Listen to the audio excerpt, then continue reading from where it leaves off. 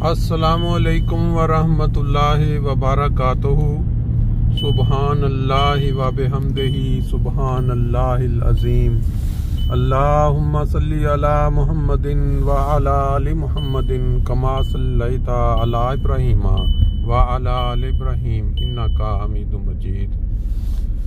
अल्लाहुम्मा बारिक अला मुहम्मद व अला आलि मुहम्मद कमा बारकता अला इब्राहीम व अला आलि इब्राहीम इन्नका हमीदुम मजीद। आज एक नए हफ्ते का आगाज हो रहा है। 13 जनवरी 2025 सोमवार का दिन, और गाड़ियों के रश से आप अंदाजा लगा सकते हैं। आपने कभी गौर किया है कि एक डॉक्टर को जब ये पता चल जाए कि एक मरीज जो है वो लाइलाज है या उसका कोई और अब चांस नहीं, तो आया वो फिर भी कोशिश करता रहता है कि इसको बचा लें उस मरीज के मुकाबले में जिसकी कुछ उम्मीद हो या कुछ का कोई ये अंदाज़ा हो कि फलां को हम बचा सकते हैं। या इसी तरह कभी आपने ये देखा है कि आपके बच्चों में से अगर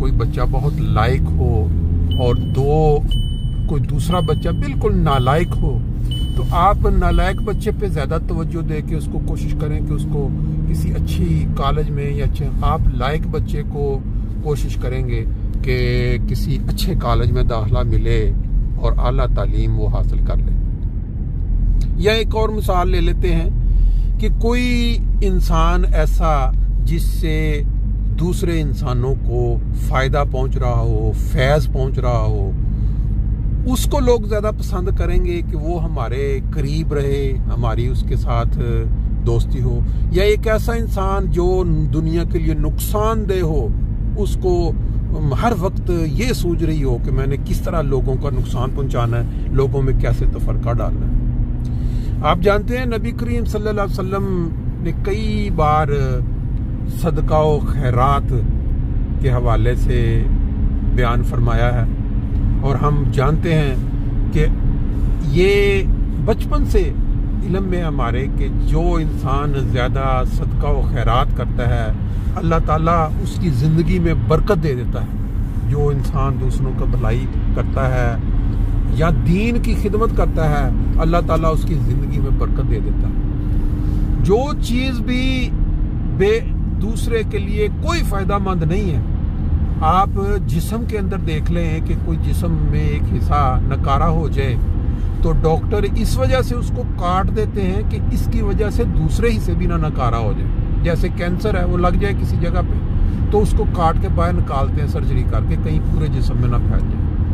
बिल्कुल यही बात है कि इंसान जो दूसरे इंसानों के लिए फ़ायदा मंद नहीं है, जो नुकसानदेह हैं, जिससे कोई फैज़ नहीं पहुंच रहा किसी को, उनके मरने से, इस दुनिया से चले जाने से अल्लाह ताला को रत्ती बार भी फ़र्क नहीं पड़ता, कोई फ़र्क नहीं पड़ता। अब ये देखें, ये वाक़यात जो हो रहे हैं बड़ी तेज़ी के साथ फ़लस्तीन के अंदर और बाकी कई दुनिया में कई ममालिक, जो ज़ालिम लोग हैं जिनको कोई रोकने वाला नहीं है, उनके पास ताकत है और उनकी ताकत के अलावा उनके साथ पूरी सपोर्ट है दूसरे उन ताकतवर मुल्कों की जिनकी वजह से दुनिया में जो इकोनॉमी है वो चलती है, तो वो बेधड़क होकर दूसरे इंसानों का कत्ल करते हैं। उनको जिंदा, बच्चों को, बूढ़ों को, औरतों को, यानी जिसको कहते हैं पूरी की पूरी नस्ल कुशी, उसके ऊपर कोई बंदा जुबान नहीं खोलता, कोई नहीं, डरते हैं लोग सारे। लेकिन खुदा ताला जो है वो तो देख रहा है।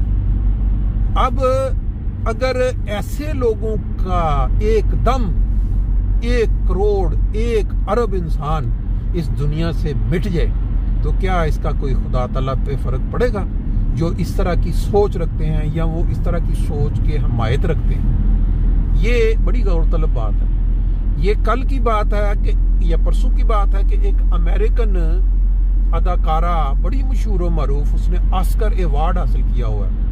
उसने ये जो लॉस एंजलिस में आग लगी हुई है, लोगों के घर, अरबों खरबों के घर जो है, पता नहीं कितने कितने मिलियन ڈالرز کے وہ گھر ہیں اس علاقے میں، بالی ووڈ کا وہاں سائن بھی لگا ہوا، وہاں پہ اس نے ایک ٹویٹ میں کہا کہ یہ جو فضا اس وقت لاس اینجلس کے اوپر بنی ہوئی ہے، جس میں آگ کے اندر پرندے اڑتے، اس طرح لگ رہا ہے جیسے غزہ جو فلسطین کا ہے وہاں کی جو فضا ہے وہ بن چکی ہے۔ اس کی اس ٹویٹ کے اس نے ایک اشارتاً ایک اپنے دل کی بات کہی کہ یہ جو نظارہ ہے آگ کا، آسمان کے اوپر وہ ریڈ کلر کا، اور اس کے اندر وہ، تو اس نے یہ تو اس کے اوپر ایک کیا کہتے ہیں طوفان برپا ہو گیا، اور وہ جو لوگ اس کے خلاف بیان دے رہے ہیں، تم نے یہ کیسے دے دیا بیان، کیا وہ معافیاں مانگ رہی ہے کہ بھئی میں نے غلطی سے، یہ میرا مطلب نہیں تھا، لیکن ایک دل کی بات کہتے ہیں بعض کا تو انسان سے نکل جاتی ہے۔ کوئی بھی ناکارہ چیز خدا کے نزدیک جس سے اس دنیا کو کوئی فائدہ یا فیض نہیں پہنچ رہا، وہ کوئی معنی نہیں رکھتی اگر خدا تعالیٰ اس کو مٹا دے یا وہ مر جائے یا اس دنیا سے چلی جائے۔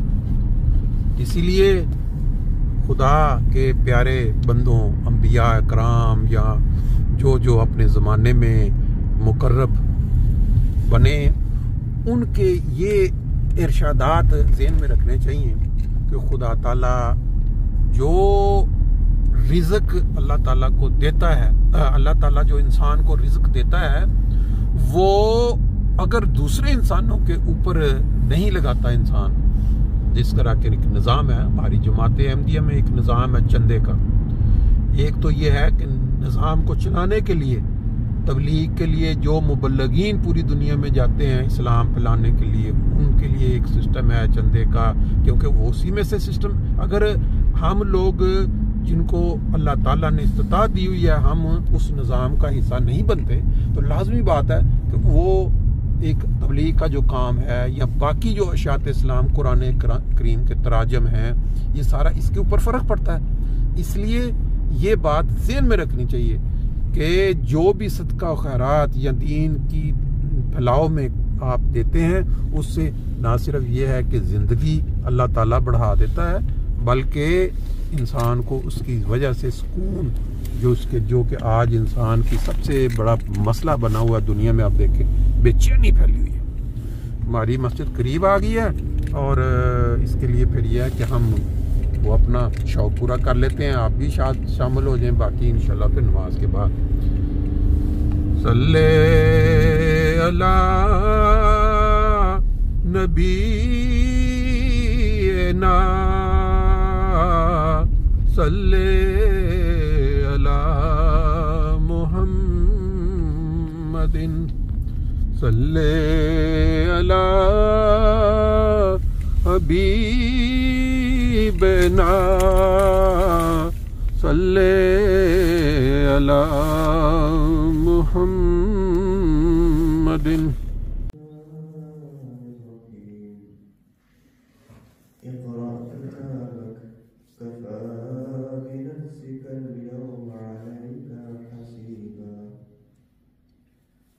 اور اسے کہا جائے گا کہ اپنی کتاب آپ ہی پڑھ، آج تیرا نفس ہی تیرے حساب کافی۔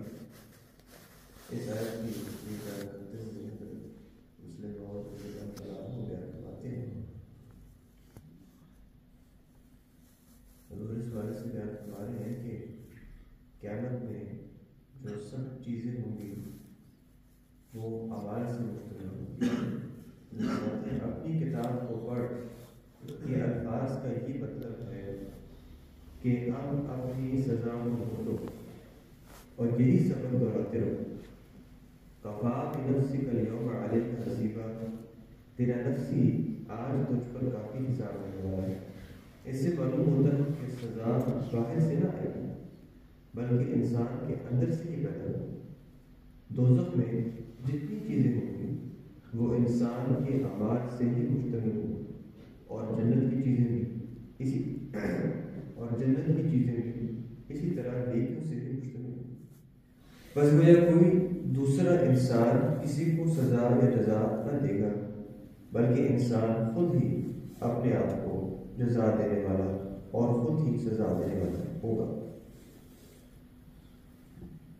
اب اگلی آیت یوں ہے من اهتدى فإنما يهتدي لنفسه ومن ضل فإنما يضل عليها ولا تزر وازرة وزر أخرى وما كنا معذبين حتى نبعث رسولا. بس یاد رکھو کہ جو ہدایت کو قبول کرے گا تو اس کا ہدایت پانا اسی کی ذات کے لیے ہے، اور جو اسے رد کر کے گمراہ ہوگا اس کا گمراہ ہوگا اسی کے خلاف کرے گا. اور کوئی بوجھ اٹھانے والی جان کسی دوسری جان کا بوجھ نہیں اٹھائے گا، اور ہم کسی قوم پر ہرگز عذاب نہیں بھیجتے جب تک ان کی طرف کوئی رسول نہ بھیجے. اس آیت کی تفسیر بیان کرتے ہوئے فرماتے ہیں اس آیت میں پہلی آیت کے مضمون کی وضاحت کی گئی ہے اور بتایا گیا ہے کہ انسان کے نیک اعمال اس کے فائدے کا موجب ہوتے ہیں اور بد اس کے نقصان ہوتے ہیں. بس جو کچھ انسان کرتا ہے دوسرے کے لیے نہیں کرتا، اپنے لیے کرتا ہے. قاتل دوسرے کو نہیں اپنے آپ کو قتل کرتا ہے.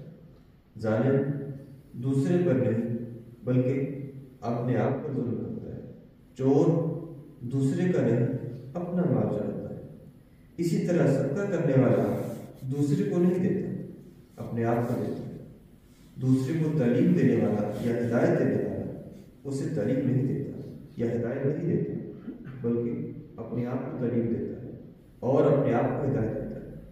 اس کے آگے فرماتا ہے کہ لا تزر وازرۃ وزر اخری، کوئی بوجھ اٹھانے والی جان کسی اور جان کا بوجھ نہیں اٹھائے. عیسائی اس آیت سے بڑے خوش ہوتے ہیں کہ لوگ کفارہ ثابت ہوں گے، کیونکہ ہم بھی یہی کہتے ہیں کہ گنہگار کا بوجھ نہیں اٹھا سکتا، مگر جو نیک ہے وہ دوسرے کا بوجھ اٹھا سکتا ہے. بس مسیح جو نیک تھا اس نے دوسروں کے بوجھ اٹھا لیے اور دوسرا کوئی نیک نہیں، بس اور کوئی بوجھ نہیں اٹھا سکتا. پھر حضور نے آگے کفارے کا رد بیان فرمایا کہ مشاہدہ کریں.